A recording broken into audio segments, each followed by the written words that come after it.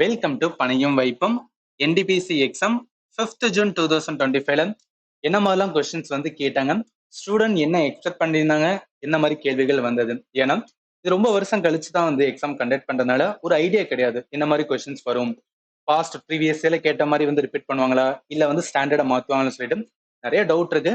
அந்த டவுட்டை மட்டும் இந்த இடத்துல நம்ம கிளாரிஃபை பண்ணிடலாம். எதுக்கான நீங்க அப்கமிங் ஷிஃப்ட்ல இருந்தீங்கன்னா இது நல்லாவே யூஸ்ஃபுல்லா இருக்கும். சரி, இப்போ என்னன்னா நிறைய ஸ்டூடெண்ட்ஸ் சொன்னது வந்து மேத்து ரீசனிங் வந்து ரொம்ப ஈஸி டு மாடரேட்டா தான் இருந்துச்சு. அப்ப என்ன இது வந்து 60 கொஸ்டின் கேட்கறாங்கன்னா மினிமம் வந்து ஒரு 50 பிளஸ் ஆவது வந்து ஈஸியா போடுற மாதிரி தான் இருக்குன்னு சொன்னாங்க. அடுத்து ஜிகே தான் வந்து கொஞ்சம் டஃபா இருந்தது. 20ல இருந்து 25 கொஸ்டின்ஸ் வந்து என்னன்னா ஈஸியா ஆன்சர் பண்ணலாம்னு சொல்லியிருந்தாங்க. அதுல பாருங்க, கரண்ட் அஃபேர்ல மட்டுமே 6ல இருந்து 7 கொஸ்டின், அதுவும் எந்த வருஷம் கரண்ட் அஃபேர்னா 2024-25 பிளஸ் 2022ஓட கரண்ட் அஃபேர் எடுத்திருக்காங்க. அப்ப என்ன கரண்ட் அஃபேர் நம்மளால ப்ரெடிக்ட் பண்ண முடியாது. நான் உட்காந்து இப்போ கரண்ட் அஃபேர் வந்து ரிவிஷன் பண்ண போறேன், ஏன்னா 6 to 7 கொஸ்டின் கேட்டுருக்காங்கன்னு சொல்லி உட்காந்தீங்கன்னு வச்சுக்கலாம், இட்ஸ் அ வேஸ்ட் ஆஃப் இதுதான். ஏன் சொல்றேன் அப்படின்னா, இப்போ நீங்க கரண்ட் அஃபேர் படிக்கணும்னு வச்சுக்கலாம், எதை படிக்கிறது எதை விடுறதுன்னு ஒரு டவுட் இருக்கும். ஆனா என்ன பண்ணுங்கன்னா இருக்கிற டைம்ல ஃபண்டமெண்டல் வந்து ரிவைஸ் பண்ணுங்க, அதுவே போதுமானதா இருக்கும். இங்க பாருங்களேன், ஸ்ட்ராட்டஜிக்கல நான் ஆல்ரெடி நம்ம ஸ்டூடெண்ட்டை சொன்னதான், ஃபண்டமெண்டலான ஸ்ட்ராட்டஜிக்கல 7ல இருந்து 8 கொஸ்டின்ஸ் வந்து கேட்டிருக்காங்க. ஸோ இது வந்து இம்பார்ட்டன்டான ஏரியான்னு சொல்லியிருந்தேன். அதே மாதிரி கேட்டிருந்தாங்க. பாருங்க, கம்ப்யூட்டருமே நான் ஆக்சுவலி என்னன்னா கம்ப்யூட்டர் ஸ்ட்ராட்டஜிக்கே சயின்ஸ் தான் நான் கோர்ஸ் போட்டிருந்தேன். இவங்க பாருங்களேன், கம்ப்யூட்டர்ல இருந்து 4ல இருந்து 5 கொஸ்டின்ஸ் வந்து கேட்டிருக்கா சொல்லியிருப்பாங்க. அப்ப என்ன சிபிஎஸ்சிலுமே இதே தான் கேட்டிருந்தாங்க. 3ல இருந்து 4 கொஸ்டின்ஸ் கேட்டிருந்தாங்க. இங்கேயும் பாருங்களேன் 4 to 5 கொஸ்டின்ஸ் வந்து கேட்டிருக்காங்க. ஓவராலா வந்து ஈஸி டு மாடரேட்டா இருக்குன்னு சொல்றாங்க. குட் அட்டெம்ப்ட் வந்து சில கேண்டிடேட் 85 சொல்றாங்க, சில கேண்டிடேட் வந்துன்னா 72 வந்து 80 அட்டன் பண்ணாவே வந்து ஓரளவு ஓகேவா தான் இருக்கும். இப்போ வந்து மேத் ரீசனிங் எதை பத்தி இருக்குன்னா ப்ரீவியஸ் கொஸ்டின் பேஸ்ட். அப்ப என்ன சொல்லலாம்னா, நீங்க வந்து மேத் வந்து இப்போ நீங்க சால்வ் பண்ணிட்டு இருக்கீங்கன்னா என்ன பண்ணுங்கன்னா, ப்ரீவியஸ் இயர்ல கேட்ட வந்து மேத் கொஸ்டின் எடுத்து சால்வ் பண்ணுங்க. ஒவ்வொரு டாப்பிக்கை எடுத்து, for example time and work எடுக்கிறீங்கன்னா டைம் அண்ட் ஒர்க்ல மொத்தமா எத்தனை டைப் இருக்குன்னு உங்களுக்கு தெரியணும். அந்த டைப்புக்குள்ள எந்த இதெல்லாம் ப்ரீவியஸ் இயர் கேட்டுக்கான்னு சொல்லிட்டு ஒவ்வொன்றையும் நீங்க என்ன பண்ணணும்னா நீங்க ரீகலெக்ட் பண்ணணும். ஏதாவது ஒண்ணுக்கு வந்து ஃபார்முலா இருந்துச்சு அதை நீங்க நோட் பண்ணணும். சின்ன சின்ன ஷார்ட்கா வந்து நோட் பண்ணுங்க. அதுதான் இந்த டைம்ல வந்து நல்லாவே யூஸ்ஃபுல்லா இருக்கும். அண்ட் ஆல்சோ என்ன சொல்லியிருந்தாங்கன்னா, பாலிட்டி, ஸ்ட்ராட்டஜிக்கே, சயின்ஸ்ல இருந்து கேட்டுக்காங்க. பட் எத்தனை கொஸ்டின் கேட்டாங்கன்னு சொல்லல. ஏன்னா சயின்ஸே வந்து ரொம்ப ரொம்ப இம்பார்ட்டன்ட். இதுதான் வந்து நான் கேட்கிற ஏரியா. ஏன்னா ப்ரீவியஸ் கொஸ்டின்ல என்ன ட்ரெண்ட்ஸ் இருந்துச்சோ அதே இதுதான் இங்கேயும் ரிப்பீட் பண்ணியிருக்காங்க. ஸோ பெருசா எதுவுமே சேஞ்ச் பண்ணல.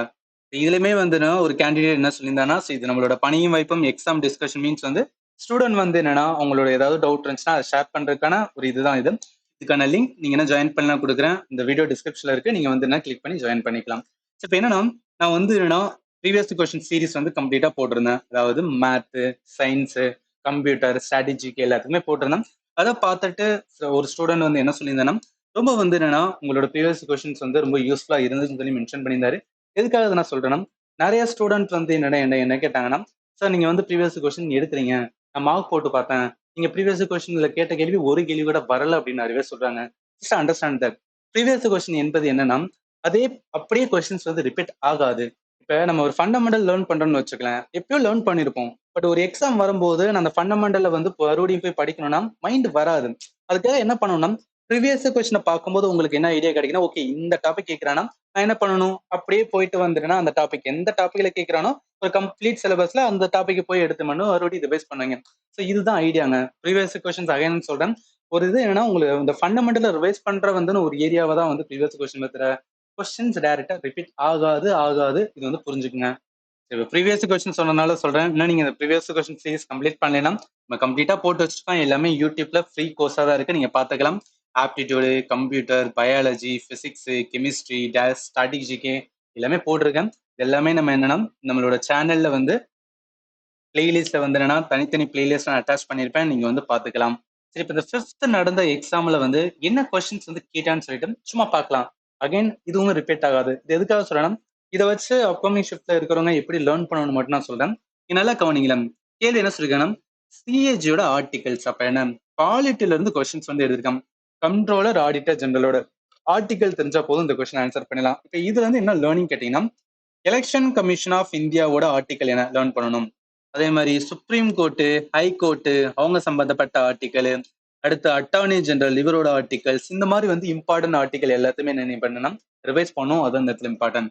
அடுத்து பாருங்க, where is the eastern coastal ground of India located அப்படின்னு சொல்லியிருக்காங்க. இது என்னன்னா நீங்க கனெக்ட் பண்ணலாம், அதாவது ஒரு லாஜிக்காவும் வந்து ட்ரை பண்ணலாம்னு சொல்றேன். இப்ப ஈஸ்டர்ன் கோஸ்ட்னு சொல்லிட்டாங்க. ஈஸ்ட் அப்படின்னாவே இந்த சைடு ஒரு ரைட்டா.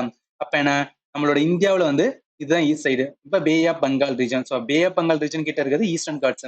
இந்த மாதிரி இருக்கலாம்னு சொல்லி நீங்க கனெக்ட் பண்ணி கூட லாஜிக்கா ஆன்சர் பண்ணலாம். அடுத்து பாருங்களேன், இ பாகி புத்திஸ்ட் மானஸ்ட்ரி எந்த கண்ட்ரில இருக்குன்னு கேட்டிருக்காங்க. இந்த கொஸ்டின் என்னன்னா, இது வந்து ஸ்டாட்டிக் ஜிகேவோட கொஸ்டின் தான். அது என்ன ஸ்டாட்டிக் ஜிகேன்னு கேக்குறீங்கன்னா, இதை நீங்க ஸ்டாச்சு வந்து லேர்ன் பண்ணிருக்கணும். அதாவது இம்பார்ட்டன்ட் ஸ்டாச்சு, அதுவும் பர்டிகுலரா புத்தாவோட ஸ்டாச்சு இந்தியால எங்க இருக்கு, பிளஸ் வேர்ல்ட்ல எங்க இருக்கு, இதை நீங்க லேர்ன் பண்ணீங்கன்னா இந்த கொஸ்டின்ஸ் வந்து ஆன்சர் பண்ணலாம். அடுத்து என்ன கேட்டிருக்காங்க, who is known as a father of artificial intelligence. இது என்னன்னா கரண்ட் அஃபேர் அப்படின்னு சொல்லலாம், பிளஸ் வந்து கம்ப்யூட்டர்லுமே வந்து, ஏன்னா கம்ப்யூட்டர் சீரீஸ்ல நான் வந்து டீச் பண்ணியிருந்தேன். ஃபாதர் ஆஃப் ஏஐ யாரோட, ஜான் மெக்கார்த்திஸ். இது வந்து கொஞ்சம் என்ன சொல்றது, சில பேருக்கு டஃபா இருக்கும், சில பேருக்கு ஈஸியா இருக்கும். அடுத்து பாருங்க, இருக்கலே ரொம்ப ரொம்ப டஃப்பான கொஸ்டின் இந்த கொஸ்டின் தான் சொல்லுவேன். ஜார்க்கண்டோட சீஃப் மினிஸ்டர் வந்து ஹேமந்த் சோரன் வந்து லீட் ஃப்ரம் விச் வேர் அப்படின்னு கேட்டிருக்காங்க. அதாவது எந்த கான்ஸ்டியூன்சில வந்து அவர் வந்து வின் பண்ணான்னு கேட்டிருக்காங்க. இப்ப நம்மளோட வந்து தொகுதியில யார் வின் பண்ணி வந்தான்னு கேட்டாவே நம்மளுக்கே தெரியாது. இது சம்பந்தம் இல்லாம வந்து ஜார்க்கண்டோட சீஃப் மினிஸ்டர் வந்து ஆயிருக்காரு, அது எந்த கான்ஸ்டியூஷன் கேட்டா நம்மளுக்கு எப்படி தெரியும். இந்த மாதிரி கொஸ்டின்ஸ் வந்து என்னன்னா ஒரு 98% ஸ்டூடெண்ட்டுக்கு வந்து தெரியாது. ஸோ அதனால என்னன்னா, இந்த கொஸ்டின் தெரியலேன்னு சொல்லிட்டு ஃபீல் பண்றதுல ஒண்ணுமே இல்லை. எல்லாமே நம்மளுக்கு தெரியணும்னு அவசியம் கிடையாதுல்ல. ஸோ தெரிஞ்ச கொஸ்டின்ஸ் வந்து நம்ம கை வைப்போம், அதுதான் வந்து இம்பார்ட்டன்ட். ஏன்னா நெகட்டிவ் இருக்கு. அடுத்து பாருங்களேன், who is the current chief of ISRO. இது வந்து என்னன்னா பேட்டர்ன், எஸ்எஸ்எல்லையும் ரயில்வேலையும் இந்த கொஸ்டின்ஸ் வந்து பேட்டர்னா தான் கேட்பாங்க. என்ன சொல்ல வரணும், இப்போ இஸ்ரோவோட வந்து சீஃபா கேட்டிருக்காங்களா, நீங்க என்ன பண்ணணும், எலெக்ஷன் கமிஷன் ஆஃப் இந்தியாவோட வந்து சீஃப் எலெக்ஷன் கமிஷனர் யாருன்னு சொல்லிட்டு போய் வந்து நோட் பண்ணுங்க. அதே மாதிரி சீஃப் ஜஸ்டிஸ் ஆஃப் இந்தியா, இப்ப யார் வந்து சீஃப் ஜஸ்டிஸ் ஆஃப் இந்தியா இருக்கான்னு சொல்லிட்டு அதை போய் நோட் பண்ணுங்க. அடுத்து சிஏஜி கண்ட்ரோலர் ஆடிட்டர் ஜெனரலா யார் இருக்கான்னு சொல்லிட்டு நோட் பண்ணுங்க.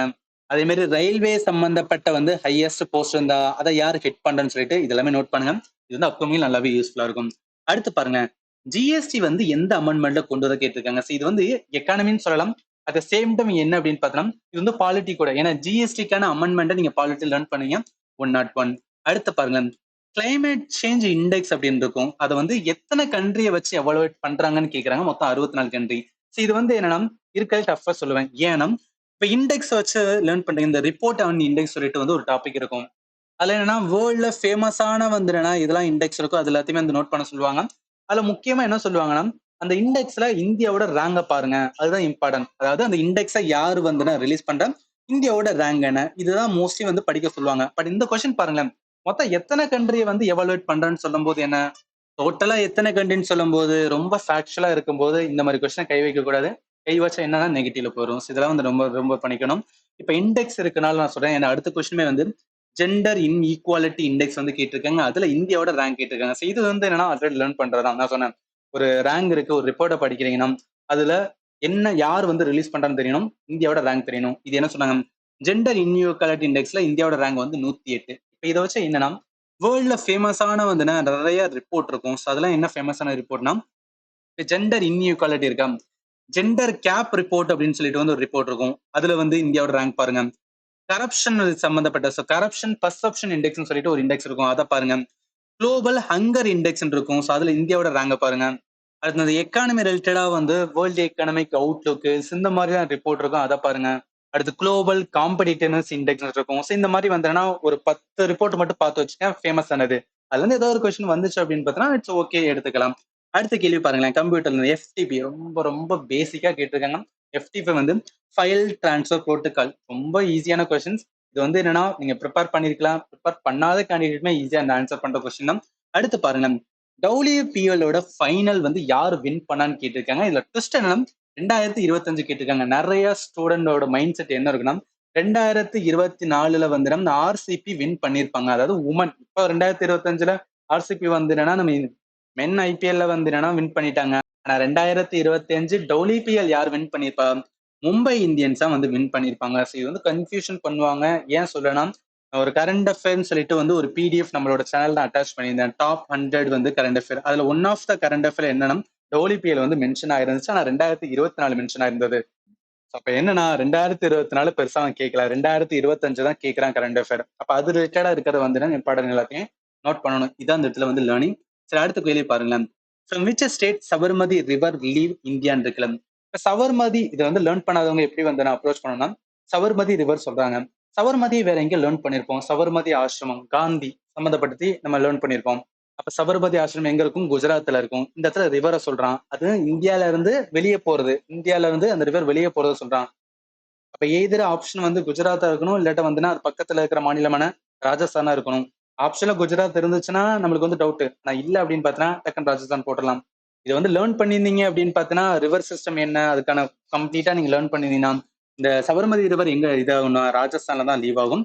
அடுத்து கம்ப்யூட்டர் பேஸ்ட் HTTP-யோட full form hyper text transfer protocol. இதுவுமே நம்ம ஃபண்டமெண்டல் கோர்ஸ்ல டீச் பண்ணியிருந்தோம். அடுத்த கேள்வி பாருங்களேன். பேர்னிங் ஆஃப் வுட் வந்து வாட் கைண்ட் ஆஃப் ரியாக்ஷன்ஸ்? அதாவது ஒரு விறக நம்ம எரிக்கிறோம்னா அது என்ன ரியாக்ஷன் சொல்லுவாங்கன்னா chemical reaction, not a physical reaction. நிறைய பேர் என்ன நினைப்பாங்கன்னா இட்ஸ் அ பிசிக்கல் தானே, ஒரு வந்து விறகு இருக்கு, நான் விறகை எரிக்கிறேன், அது வந்து என்னன்னா பிசிக்கலி சேஞ்ச் ஆகுது அப்படின்னு நினைச்சு பிசிக்கல் ரியாக்ஷன் போடுவாங்க. பிசிக்கலும் இருக்கு, ஆனா மேஜரா என்ன சொல்லுவாங்கன்னா அதுல கெமிக்கல் வந்து சேஞ்ச் ஆகுது, அதனால ஃபர்ஸ்ட் கெமிக்கல் ரியாக்ஷன் சொல்லுவாங்க. ஸோ இது எல்லாமே கான்செப்டை நீங்க வந்து லேர்ன் பண்ணிருக்கணும். இப்போ இந்த கொஸ்டின் நான் எதுக்கு சொல்றேன்னா, இப்போ சில கேண்டிடேட் என்ன அப்படின்னு பார்த்தோன்னா ஒரு மாதிரி பிளாங்கா இருப்பாங்க. ஸோ நான் என்ன ப்ரிப்பேர் பண்றது, ஒரு மாதிரி பயங்கர ஸ்ட்ரெஸ்ஸா இருக்குன்னு நினைச்சீங்கன்னா நான் சொன்ன ஏரியா விஷயம் என்னன்னா அங்கங்க என்ன பண்ணுங்க அப்படின்னு பார்த்தா ரிவைஸ் பண்ணுங்க. ஸ்டார்ட் டு எண்ட் ரிவைஸ் பண்றதுக்கு வந்து சில கேண்டிடேட்டுக்கு வந்து பயங்கர போரிங்கா இருக்கும். இதுக்கே மறுபடியும் ரிவைஸ் பண்ணணுமா அப்படின்னு வந்து டவுட்டா இருக்கும். ஸோ அதனால என்ன பண்ணுங்கன்னா அங்கங்க இம்பார்ட்டன்ட் எடுத்து வந்து ரிவைஸ் பண்ணிட்டு இருங்க. பெருசா கரண்ட் அஃபேர் ஃபோக்கஸ் பண்ணாதீங்க. நான் அதான் அடிக்கடி என் ஸ்டூடெண்ட்டை சொல்லுவேன். ஃபண்டமெண்டல் கிளாரிட்டியா இருங்க. டெஃபினட்டா உங்களால நல்ல ஸ்கோர் பண்ண முடியும். சரி இப்போ என்ன அப்படின்னு பார்த்தீங்கன்னா இதுல ஈவன் சில கேண்டிடேட் வந்துட்டுன்னா நம்ம சேனல்ல ஷேர் பண்ணல. பட் இதுல என்ன சொல்றாங்கன்னா மேத்ல வந்து இந்த மாதிரிலாம் கொஸ்டின்ஸ் வந்து கேட்டாங்க. பிளஸ் வந்து அந்த ஜிஎஸ்ல கேட்ட கொஸ்டின்ஸ் வந்து நான் மென்ஷன் பண்ணிட்டேன். அடுத்த ரீசனிங்ல வந்து கேட்டது சில ஒன்று ரெண்டு வந்து மென்ஷன் பண்ணியிருந்தாங்க. எல்லாம் ரொம்ப என்ன சொல்றது ரொம்ப டஃப்னு சொல்ல முடியாது.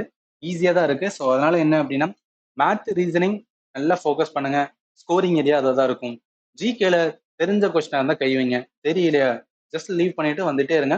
நெகட்டிவ்ல வந்து கை போக வச்சிடாதீங்க. இப்போ சில பேர் வந்து என்னன்னா நீங்க ஃபண்டமெண்டல் கொஞ்சம் வந்து லேக்கா இருக்கீங்க. ஏன்னா வந்து கம்ப்யூட்டர், ஏன்னா கம்ப்யூட்டர் ரொம்ப ரொம்ப ரொம்ப இம்பார்ட்டன்ட். ஏன்னா 4 டு 5 கொஸ்டின்ஸ் கேட்குறான். இதுல நீங்க டாபிக்கே பார்த்தீங்கன்னு வச்சுக்கோங்க, ஒரு 7 டாபிக் தான் இருக்கும். ஜஸ்ட் லைக் தட் வந்து மாதிரி இருக்கும். ஸோ டப்புன்னு என்ன நீங்க ரிவைஸ் பண்ணிடலாம். ஸோ அதனால தான் வந்து கோர்ஸ் இருக்கு. கம்ப்ளீட் சயின்ஸ், கம்ப்யூட்டர், ஸ்ட்ராட்டஜி எல்லாமே சேர்த்து ஒரே கோர்ஸாக தான் இருக்கு. நான் யூடியூப்ல மெம்பர்ஷிப் கண்டென்ட்டாக கொடுத்துட்டு இருக்கேன். இதை நீங்க ஆக்சஸ் பண்ணணும்னா 59 வந்து பே பண்ணணும். அதாவது என்னைக்கு நீங்க பே பண்றீங்களோ அன்னிலிருந்து 30 டேஸ் கணக்கு எடுக்கும். கோர்ஸை ஜாயின் பண்ண நினைச்சீங்கன்னா இதுக்கான லிங்க் இந்த வீடியோ நான் டிஸ்கிரிப்ஷன்ல கொடுக்குறேன். கிளிக் பண்ணி நீங்க ஜாயின் பண்ணிக்கலாம். வேற ஏதாவது நான் சொன்னதுல டவுட் இருந்துச்சுன்னா அந்த வீடியோட கமெண்ட் செக்ஷன்ல மென்ஷன் பண்ணுங்க. நான் கண்டிப்பா உங்களுக்கு ஆன்சர் பண்றேன். அண்ட் ஃபைனலி தேங்க்யூ ஃபார் வாட்சிங் and have a nice day.